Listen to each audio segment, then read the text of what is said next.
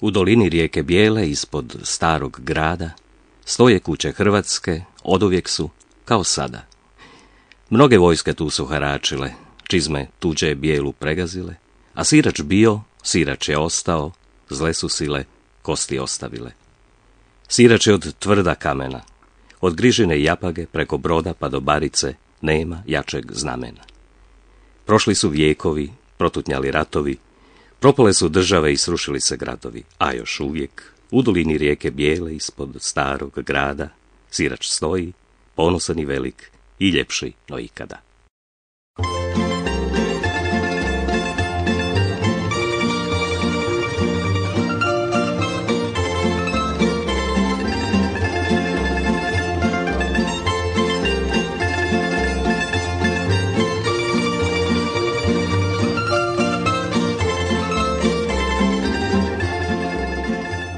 Banalna je već, no vječna istina da je čovjek dio i neba i zemlje i biljaka kraj kojih je odrastao i kako on svuda u životu, makar kuda zalutao, nosi sa sobom onaj dio neba što ga je gledao nad svojom rodnom kućom, kako u svojim očima nosi boje djetinjstva i kako prema tome procjenjuje i mjeri sve što susreće.